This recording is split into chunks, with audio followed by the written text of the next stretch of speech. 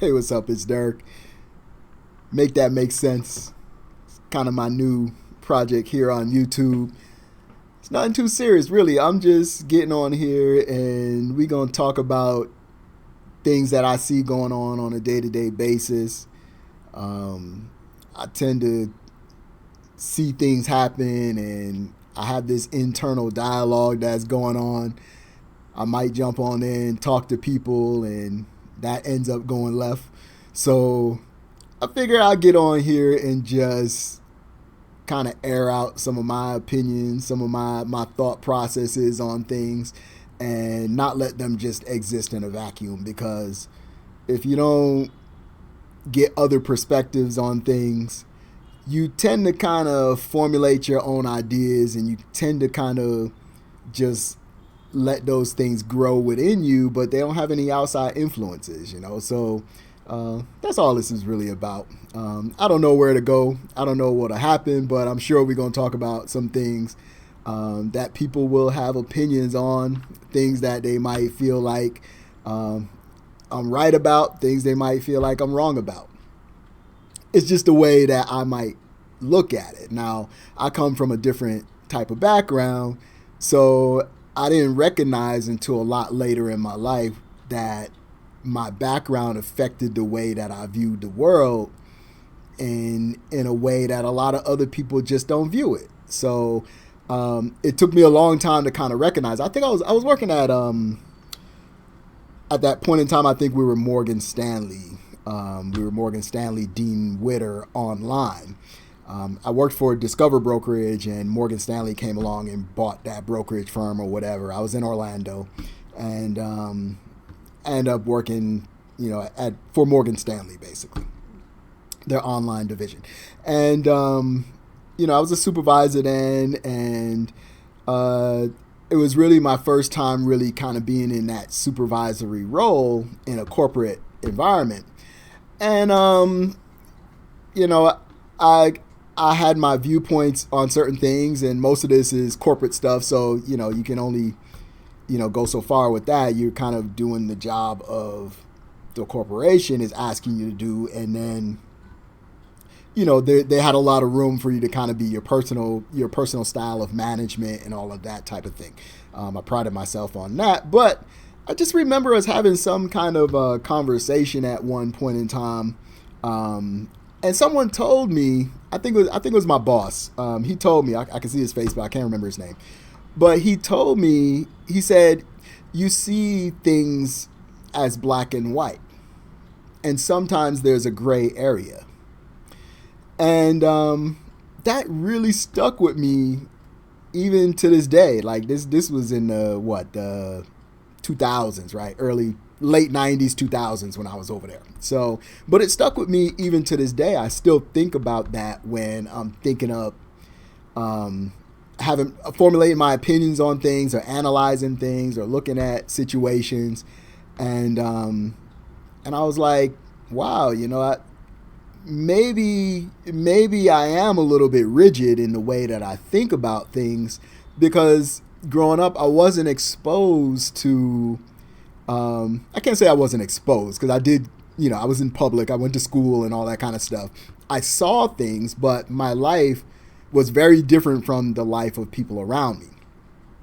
I had a religious aspect. Maybe we'll get into that one day. We'll talk about that one day. I don't know that I really want to go into that right now. But it just caused me to have a different kind of a viewpoint on how the world works, how to view people, how to view items of right and wrong, or the ideas of right and wrong. And so I kind of formulate my ideas sometimes, and I formulate my opinions sometimes, and maybe I'm not right, or maybe I'm looking at it through a rigid lens. And so I think it's important for me maybe to get on here and talk about things or whatever. We can have conversation. I don't know if it'll ever turn into me doing something live or whatever like that. I don't know. But I just figured I'd get into it. So let's get right into it. I guess today, what I want to kind of talk about is something that I'm just confused about. So We know what's happened in these last couple of weeks, right? I don't remember exactly what day it was, maybe last week or whatever, or the week before, where this guy, Charlie Kirk, was murdered, basically. I don't know, everybody's saying he's assassinated or whatever, but I'm like, assassination to me seems like a word for somebody who's like a dignitary or a, political office or something like that, who's got that kind of power. I didn't really see him as being that. I know he touched in the political realm, but he didn't seem like he was like really, to me anyway, it don't seem like he was really involved in a political party to the extent where he was like running for office or nothing like that. I think eventually he probably was going to try to do that. I would imagine that would be like the natural progression for him.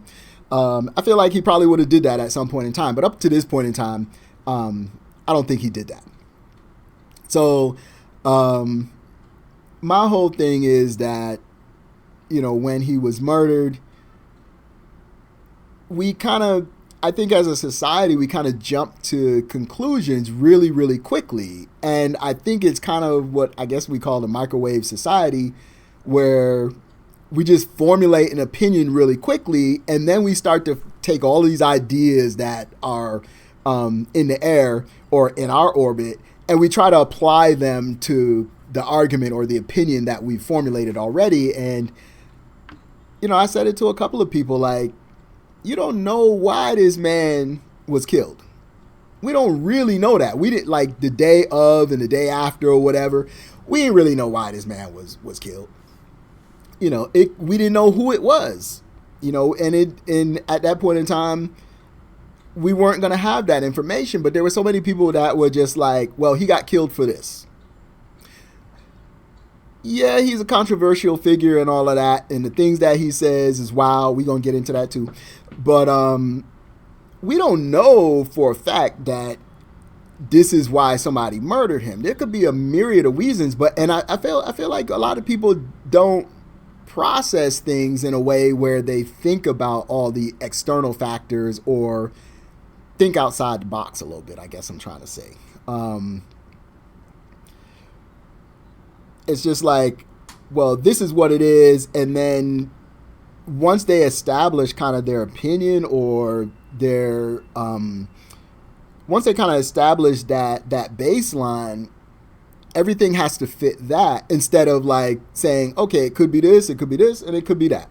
We don't know if it was a road rage incident, right? We don't know if he could have cut somebody off on the highway and dude was pissed off and was like, watch this. You don't know that. You don't know for sure. People die for all types of reasons and all types of ways. I seen a YouTube video the other day about a man who, seemed like he was doing well. He was really fairly well off. He didn't have kids. He had just his wife, and they had a big old house and all this stuff. And one morning, his barn, or like where he worked down his cars and stuff, caught on fire. And it looked like he was in there, but it turned out it wasn't even him.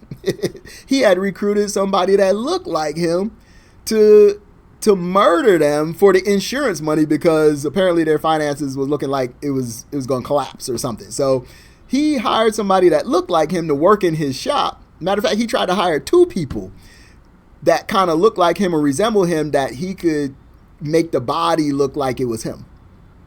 So, and then turns out maybe the wife was really in on it too. Like, she had to kind of have an idea what was going on. It was she talked to the man after his funeral and all that. She was still talking with him, so she knew what was going on. So, I'm like, you don't know what's in people's minds and why they move the way they move, or they commit the action that they committed. So that's just one thing that kind of threw me about the whole situation and got me thinking, was like, we probably shouldn't formulate opinions in these types of situations before we actually get some facts to come out. I think it's better, like, let the facts come out. Yeah, you might be right. Like, have some ideas, but you might want to wait till the facts really start to come out first, and then start to figure out all this other stuff that you could put with it. Because we done heard a lot of stuff. There's so much information coming from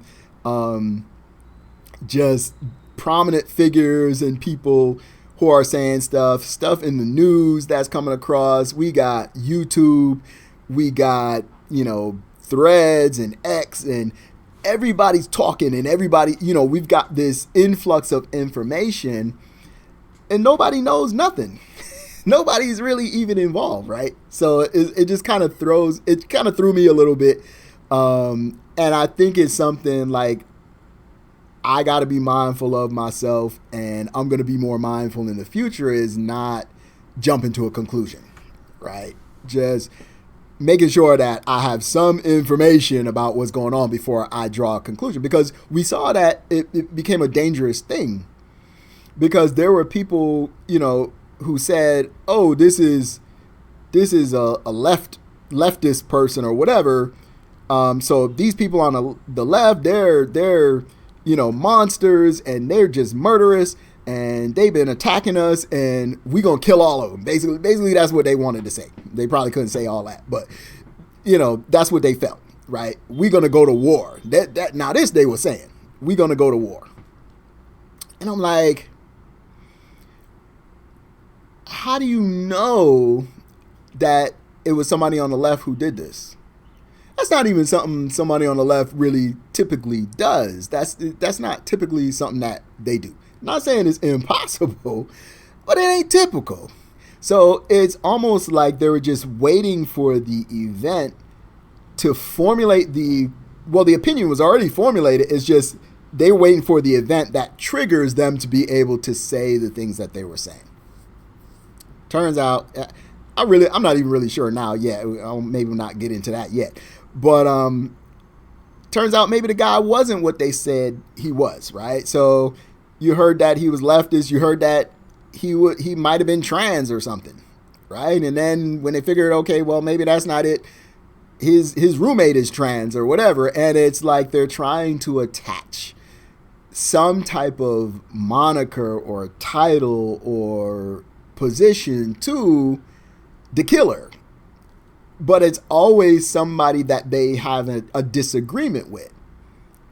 And they hadn't even caught the killer yet. They had a couple of guys that they grabbed up or whatever, and you saw them, like, people like filming them and berating them verbally and saying all types of stuff and yelling at them or whatever, like the old guy or whatever, like the old man or whatever. He is like he couldn't barely walk. It's like he's walking, they're trying to walk him or whatever, he falling down to his knees. And I'm like, you jumping on this man and you don't even know if he's the person. I mean, I guess maybe they was doing it just in case he was. I don't know. Like, it's like, just in case this is the guy, I'm here, so I'm gonna I'm gonna go crazy about it or whatever. And I get it, the emotions are flowing or whatever, but at some point you gotta think too. You don't know the guy. You don't know if the guy did it or not. Maybe they got the wrong guy. So they got this guy. He was wrong. They found another guy, and he was wrong. He was the wrong guy. So all this vitriol is coming out, at these individuals. Then for a short time, and then you got this vitriol towards the left. You got this vitriol towards trans people, and now they talking about college and education and all this stuff. And he went to college, so they radicalized him or whatever, and that's why he shot this guy or whatever. And I'm like, we need to really ask him. He alive, right? The man is alive. You could talk to him. So he gonna have his day in court. And our hope is that he speaks. Tell us why you did it. Now, he might be the selfish type or feel like, yo, this is my life and this is my case or whatever. I ain't gonna say nothing. He might feel like that. And there's nothing nobody can do about it, right? Like, he might just shut up and not say nothing. He may go to jail for the rest of his life. They talk about the death penalty and all that kind of stuff. He may not say nothing. He may feel like he don't owe nobody nothing. I mean, what are we going to do? But we got to try to ask him first before we formulate an opinion and then blame people that wasn't involved. So let's get to that point. So you got the leftists and you got the trans and you got all this other stuff that they said happened, which wasn't even true, but they whipped up the people about it. And then you got bomb threats to HBCUs. And we confused. Okay, so I'm confused. None of this so far has had black people involved. Nobody black is involved at all. Nobody. Not the shooter, not the victim, hardly anybody there in the whole area. It's predominantly white, this school. Didn't happen at a black school or something. How did we get in it? I'm trying to figure, how did we get it? Why would you say that it's wrong to murder someone over their opinion and the things that they say, but then turn around and threaten the lives of people thousands of miles away? Yeah, colleges in Virginia and Georgia. These kids didn't have nothing to do with this. They ain't shoot nobody. They have nothing to do with it. How does one equate with the other? How do you even mentally make that jump, like, to HBCUs when you saw the situation, and obviously this is a Caucasian man, we finally know, that shot another Caucasian man. And at that point, we didn't even have the information for why. Not even an idea really why. I mean, we kind of could formulate ideas or opinions, but we didn't have real concrete ideas or concrete facts on, okay, here's what he wrote. Here's what he said. We don't even know any of that. But then they made that jump straight to HBCUs. Within a couple of days, we got bombs ready for your schools. Make that make sense. Why you got on that side, and I don't think they're gonna bother to do it, but think if you're a person number one, if you're a person that's going to bomb a college, you don't have no thinking capacity anyway, so you shouldn't really even be walking amongst us.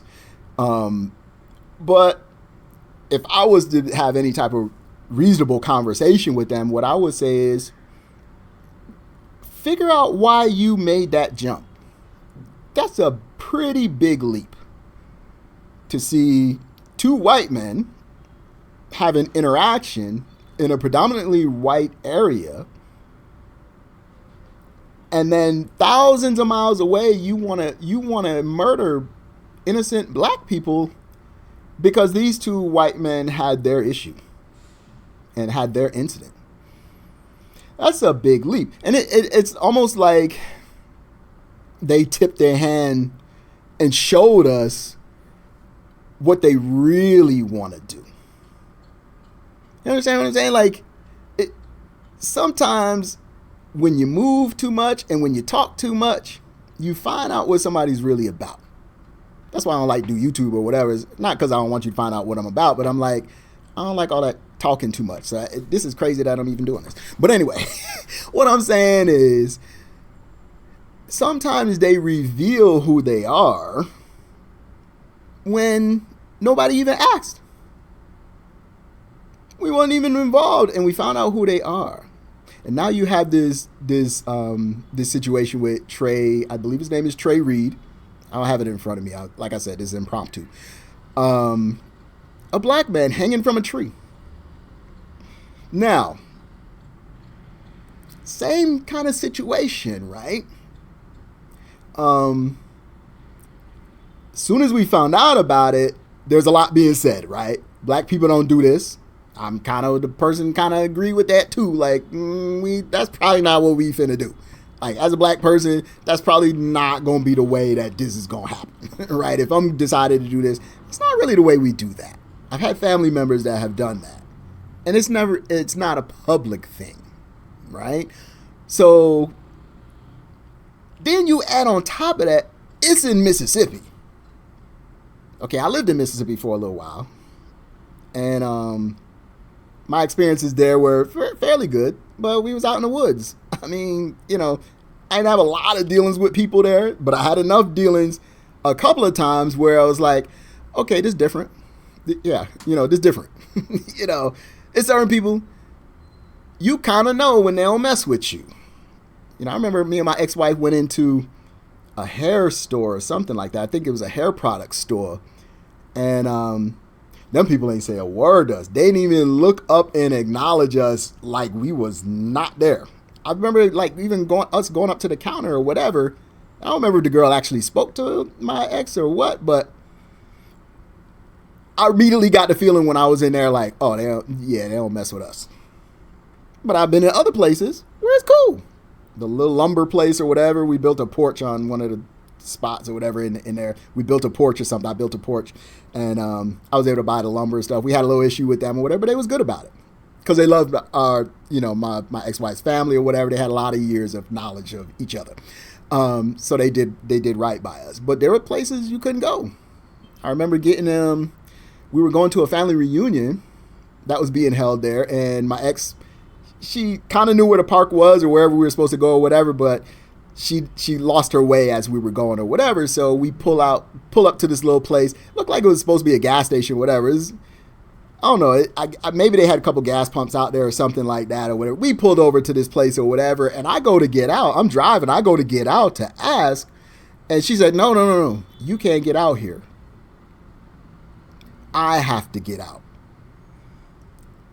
And me, I'm like, okay, I grew up most of my life in New York and lived in Orlando and Florida.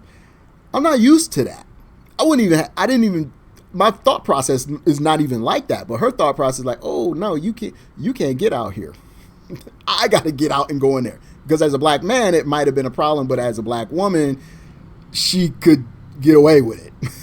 They might talk to her. It ain't going to be so bad. So I'm saying all this because there are people that jump to conclusions about what occurred with Trey Reed, right?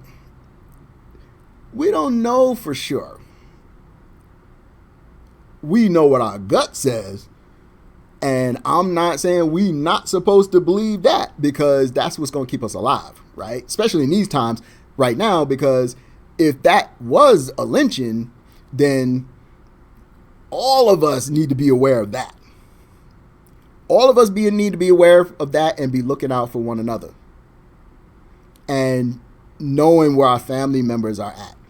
Knowing, okay, you went here or you went there. What's your location? All that type of stuff. Or communicating with one another. So if a situation go down, it's not no mystery.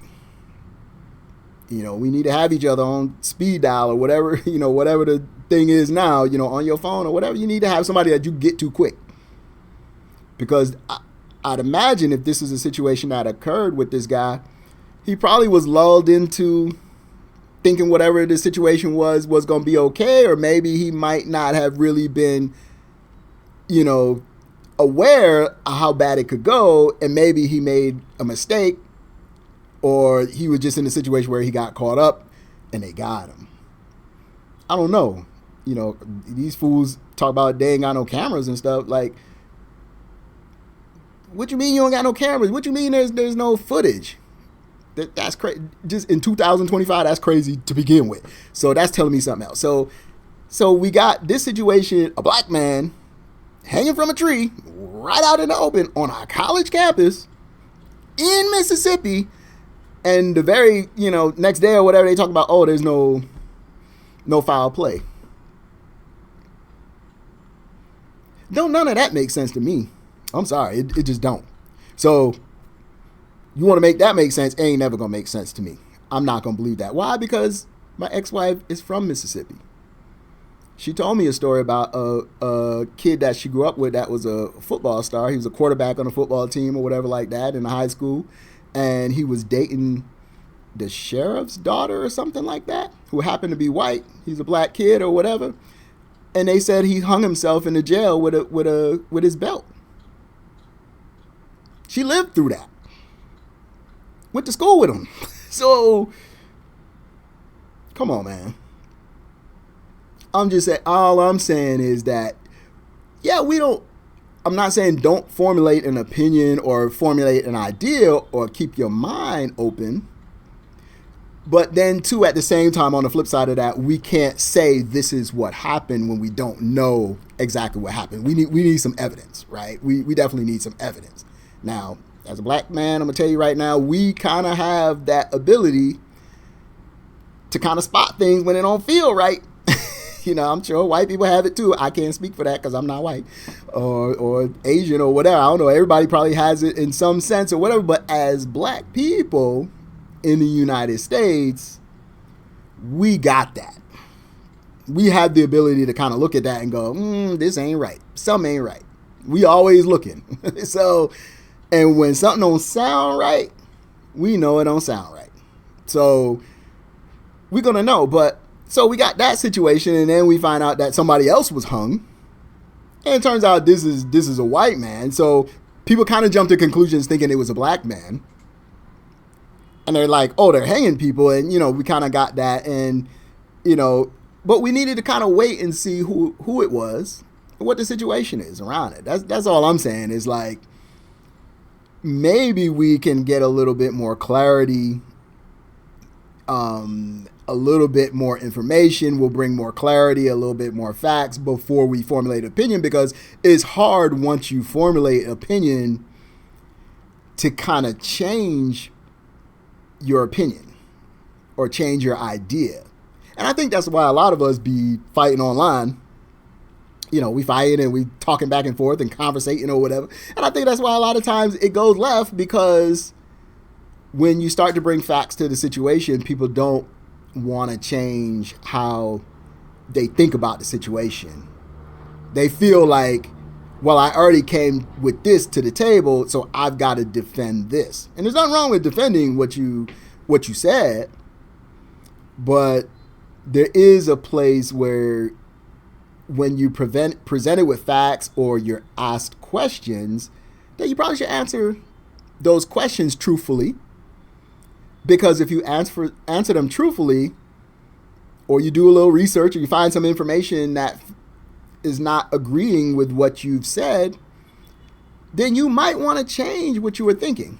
Now, this whole thing with like Charlie Kirk, I'm sorry. This is my thing with him, is like, all of these people are saying that he's a great person, or there's people that said that he's like the closest thing to Jesus. Like literally said that. And all of us is like, come on, man. Come on now. There's no way Jesus would have been spitting the things that this guy is saying. Not a big Bible person anymore, but I understand the story of Jesus. I understand where he came from. I've read the Bible several times over, cover to cover. So I kind of understand what Jesus stood for, and he did not stand for the things that Charlie Kirk stood for. He would have never said the things that Charlie Kirk said. His only 2 commandments was to love God and love your neighbor. He ain't saying nothing about hate this one because of their skin, hate, or call this one, uneducated, or call this one unintelligent, or they don't have a brain capacity and all that BS that he was talking. He was nothing close to Jesus. So we step back, but we step down, a little bit to Martin Luther King. They said he's Martin Luther King. And we're like, hold up, man. Like, what are you talking about? And I think that they do this to antagonize. I don't think they really believe that. They know better than that. But they know that is antagonistic towards a certain group of people, so they're going to say it because it antagonizes people. And so we got to kind of, when we're dealing with these situations, you got to kind of understand the angle that these people are coming from. Sometimes they're just there to antagonize you. I do it sometimes. I'm not going to lie. Sometimes I'll get on and have conversation with people, and if they say something crazy about me, then I am just really trying to antagonize them. So I'm gonna break them down. It's the New York in me. I can't, what am I gonna do? I gotta make that make sense. But you know what? I realize, like, I don't feel good after I've done that or had a conversation. I don't feel good about it. I don't feel like anything productive came from it. I don't feel like I accomplished anything or helped this person in any kind of way. So sometimes I have to remind myself, even like this morning, I have a conversation with a guy. I'm like, I'm trying not to go in in a certain way, because it's feeling like it's going to go left. But I'm just like, sometimes I just got to like ease back a little bit and understand what I'm dealing with. And that's the other thing. Some people are committed to not understanding. They have already decided, like we've been talking about, what their opinion is, and everything's got to fit that, no matter how much information or fact or anything you bring to them, it's going to be that. And it don't matter if what they say makes any sense after that, or whatever their arguments are. It don't matter if they're contradictory. It don't matter if they're flat out false. It don't matter if you've proven that and you've given examples and you've cited sources. They will not listen because their ego is tied up into the opinion that they set from the beginning. They just don't. They're not going to change their mind because their ego is tied up in it. So that's kind of where I was going with that today. You know what I'm saying? I'm probably not going to go on too long here. I'll probably jump on here every so often or whatever. But that's something to think about. Have you noticed the same thing? Have you noticed that people tend to formulate opinions prior to having the information? And then what happens when they actually get that information? It's just something that I noticed. So I'm gonna get into some more stuff. I'm gonna have conversations like this quite a bit, I guess. Since I started this, I went back and forth in my mind a few times. Like, I don't really know if I want to do this or not, but I've decided that this is something that I want to do. Well, number one, because I see what's happening in the nation, and we're gonna have conversations about that as far as trying to erase Black people, erase our legacies, erase our accomplishments, erase our history, erase the sore spots in our history. They're trying to do that. So for me, I'm like, you know what? We need every voice. We need every voice. So I was avoiding this and just even getting on and just talking about it. But the voices on the other side are really, really loud. A lot of them are not even real. They're paying all these bots and stuff like that to say crazy and wild stuff that antagonizes people. And it seems like our voices are being drowned out by that. So I'm like, you know what? I have a voice. I'm very opinionated about a lot of things. And so I need to be out there speaking my mind and making sure that our legacies and our stories are told and preserved, because we don't know where this nation is going. We don't know where the U.S. is going at this point. I'm not in the U.S. I'm in Brazil. I left the U.S., and we'll talk about that in another video for like why I left the U.S. Maybe that'll be the next one I'll do. Because I could just smell the rotten fish. I was like, something ain't right. So we'll talk about that too. But that's why I'm here. Let me know what you think. Hopefully, I know I'm not the big production or nothing like that here on the YouTube or whatever, but this is just me and my thoughts. You know what I'm saying? I'm trying to make it make sense, right? Make that make sense. It's your boy, Derek. We'll talk to you soon. Peace.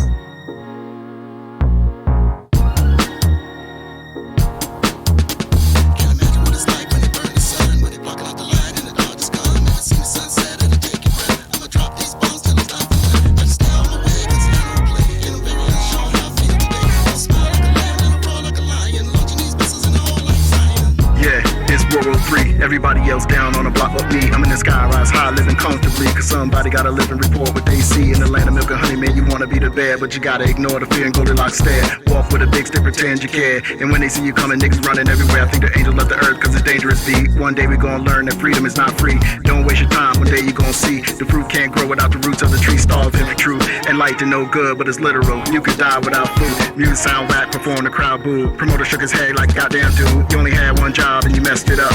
You would've got paid, should've blessed it up. Now get out my face before I rock you fitted. This is World War III, everybody can get it, yeah. Imagine what it's like when they burn the sun, when they blocking out the light and the dark is gone. Never seen the sunset, it'll take your breath. I'ma drop these bombs and there's nothing left. Better stay out my way cause I don't play, and I'm very unsure how I feel today. Y'all smile like a lamb and I roar like a lion, launching these missiles in the hole like Zion. My tongue is too sharp, but the pen got the power. flowers. Gentlemen, bucket with the switch from the tower. 7 foot tall, niggas prone to brawl. When you up that thing, they ain't with it at all. Man, he serving knockoffs, it ain't really official. The logo is the same, but the product artificial. Going free in the system, wanna enslave me. Take everything I own and give it back to me. Trickle down now, I need a whole enchilada. Got a right to resist, pump your fist in the fire. I'm prone to conflict, that's why I came. Steph is dope, need to change your name to Steph as a whole, cause Steph is lame. Artillery ready, we is not the same. I could probably drone on, tell you out the frame. Man, listen, it's always fake shit that be shiny and glisten. Can't imagine what it's like when they burn the sun, when they blocking